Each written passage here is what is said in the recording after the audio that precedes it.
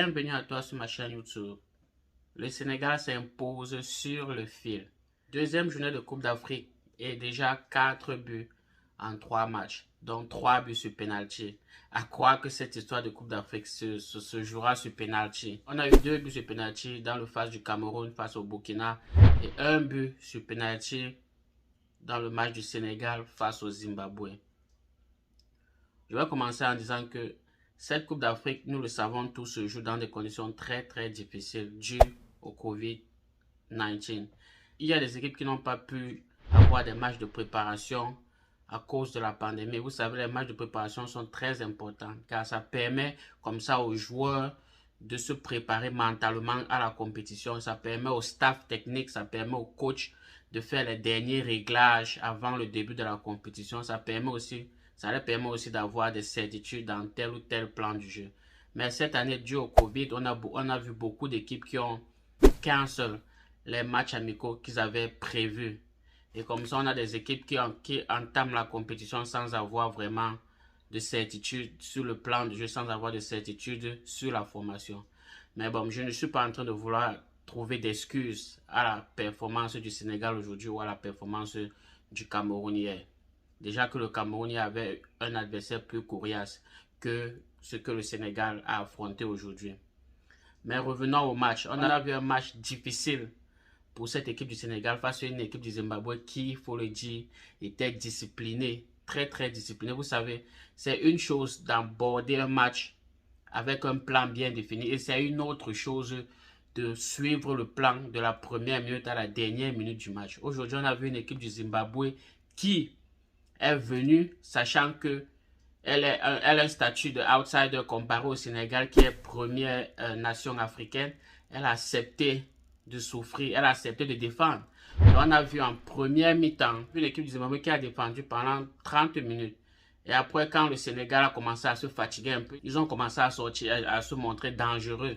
En première mi-temps, le Sénégal, c'est 61% de possession contre 39% pour le Zimbabwe. 8 tirs pour le Sénégal, dont seulement 2 cadrés, contre 7 tirs pour le Zimbabwe pour 1 cadré. Le Sénégal, comme ça, en premier mi-temps, a pu compléter 275 passes contre 176 pour le Zimbabwe. 2 corners de chaque côté. 4 fautes, dont 1 carton jaune pour le Sénégal et 5 fautes, dont 0 carton jaune pour le Zimbabwe. En première mi-temps, il faut qu'on le dise, était vraiment pauvre en action. On a vu le Sénégal a dû avoir recours au contre-attaque pour pouvoir contourner la défense et se montrer un peu dangereux. Sinon, en premier temps, il n'y a vraiment rien à se mettre sur la dent. En deuxième mi-temps, on prend les mêmes joueurs et on reprend. Et on assiste au même scénario que ce qu'on a vu en première mi-temps. Le Sénégal qui a essayé de pousser, qui a essayé de créer les occasions. Le Zimbabwe qui était discipliné toujours et a réussi à bien défendre et a réussi sur des occasions aussi à se projeter vers l'avant. Donc en deuxième mi-temps, le Sénégal c'est 62% de possession contre 38% pour le Zimbabwe. Pour 8 tirs, donc seulement 1 cadré contre 4 tirs pour le Zimbabwe et 1 cadré. En deuxième mi-temps, c'est 222 passes pour le Sénégal contre 140 pour le Zimbabwe. 2 corners de chaque côté en deuxième mi-temps. 5 fautes pour le Sénégal, dont 1 carton jaune et 7 fautes pour le Zimbabwe, dont 2 cartons jaunes. Deuxième mi-temps qui s'est, à l'image de la première mi-temps, qui s'est déroulé attaque-défense. Et le Sénégal qui, à force de pousser, réussit à gagner un penalty à la dernière minute du match. Dans les arrêts de jeu, on va le dire.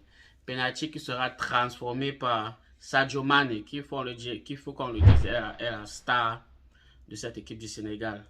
On va dire Sadio Mané, dans ce match, en 90 minutes jouées, c'est 59 ballons touchés, 1 but, 9 duels sur 12 gagnés, 4 dribbles sur 7 tentés.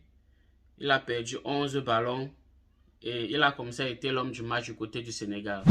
Je pense que l'équipe du Zimbabwe peut avoir des regrets car elle a très bien joué et un match nul aurait été mérité pour elle car elle ne démérite pas finir ce match avec au moins 1 point contre cette équipe du Sénégal.